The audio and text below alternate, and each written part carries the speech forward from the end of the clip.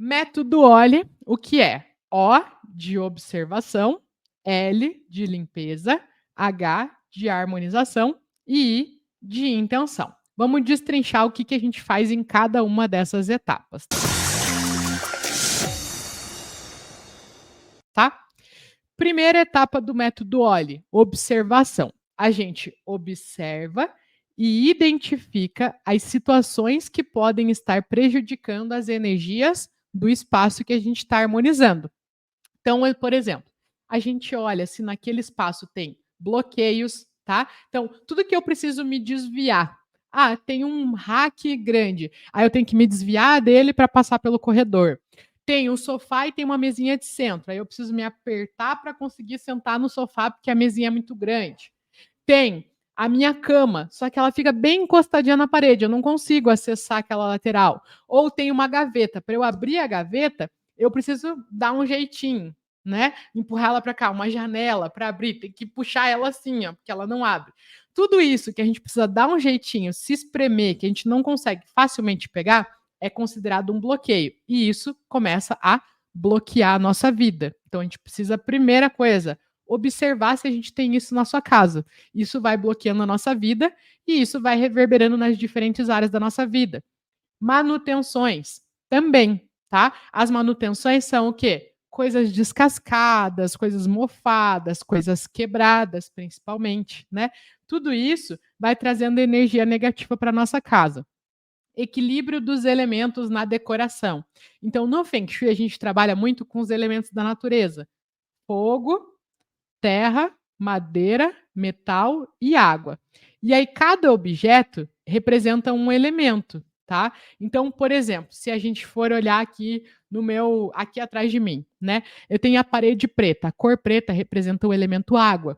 Aí eu tenho a minha cadeira é marrom, representa o elemento terra. Ela também é aqui atrás de madeira, então eu já tenho o elemento madeira, né? Aí eu tenho a iluminação quente, iluminação mais amarelada, já representa o elemento fogo. Aqui também, ó, tem cores, tonalidades mais quentes, também já representa o elemento fogo, né? Então, a gente vai trabalhando nas decorações, aí tem os objetos de metal, ó. Aqui eu tenho metal, metal, né? Então, nas decorações, a gente vai trazendo representações desses 5 elementos. E o ideal é que a gente tenha o equilíbrio deles. Quando a gente tem um ambiente equilibrado, esses 5 elementos, a gente começa a ter a energia daquele ambiente mais equilibrado e os moradores que moram ali vão também ficando com o humor mais equilibrado à disposição também, né?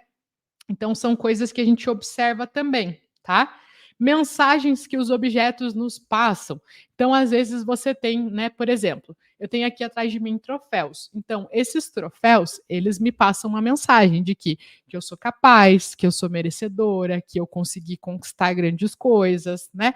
Então, aqui, ó, eu tenho um negócio de beach tênis. Foi um presente que eu ganhei de um amigo nosso, funcionário e amigo nosso, né? Que ele fez Baby, Bruna e Bárbara, e a raquetinha de beach tênis. Então, ele passa uma mensagem de gostar dessa dinâmica, de leveza, de brincar, né?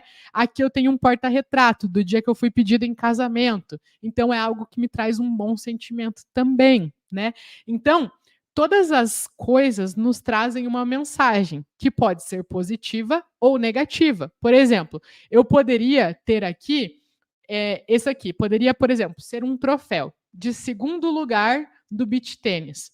Algumas pessoas ficam muito felizes com o segundo lugar.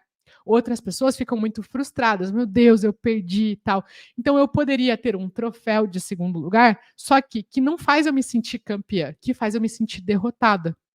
Então, não é por questão do troféu em si, mas é como aquele objeto faz eu me sentir. Pode ter troféu em casa? Depende de como ele faz você se sentir. Porta-retrato. Ali foi o momento que eu fui pedida em casamento. É algo que traz uma memória muito boa para mim. Mas poderia, por exemplo, ser uma foto muito linda, só que antes da foto a gente ter dado uma brigadinha. Aí sempre que eu olho para aquela foto eu lembro, nossa, essa foto aí a gente brigou para tirar ela, né? Então, o que me lembra é a briga, né? Então, Pode ter foto? Depende, qual que é o sentimento, qual que é a mensagem que esses objetos te trazem. Então, nessa etapa da observação, a gente analisa todos os objetos que tem na nossa casa e reflete sobre qual que é a mensagem que nos passa. Aquele quadro, ele me dá medo, ele me traz felicidade, ele faz eu me sentir insegura. O que que ele reverbera? Qual que é a mensagem que ele me passa, tá? E a disposição dos cômodos da casa. Aí a gente já entra uma parte um pouco mais técnica do Feng Shui, mas basicamente a gente analisa a nossa casa dividindo ela em 9 áreas. E aí algumas áreas são boas ter cômodos, alguns cômodos e outras não. Por exemplo, a nossa casa, mais ou menos assim, né? A tua casa tendo 9 áreas aqui, se a gente dividir ela em 3 aqui e 3 aqui. Por exemplo, não é bom ter banheiro nessa e nessa área da casa. A gente evita ter banheiro nessas áreas, tá? O fogão não é legal ficar nessas 3 áreas da casa aqui, né? Tem questões específicas. Aí, nessa parte da casa aqui, é legal ter o quarto dos pais. Não é legal, por exemplo, a gente ter o quarto dos filhos nessa área e o dos pais para cá, em alguma dessas áreas aqui. Isso aqui gera uma inversão de hierarquia. Então, entendendo como que a energia flui por uma casa, né, a energia mais acelerada, a energia mais de poder, a energia do dinheiro, a energia da saúde, a gente analisa a disposição dos cômodos da casa, tá? Banheiros, quartos, cozinha, né, os cômodos principais.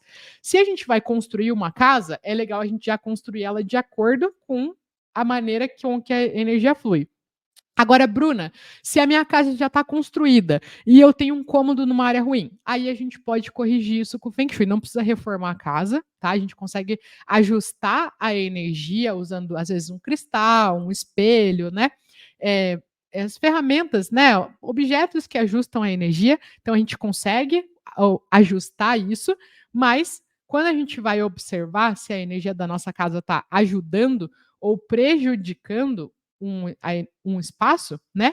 A gente olha essas situações: bloqueios, manutenções, equilíbrio dos elementos na decoração, mensagem que os objetos passam e disposição dos cômodos da casa. É isso que a gente faz na primeira etapa do método OLI.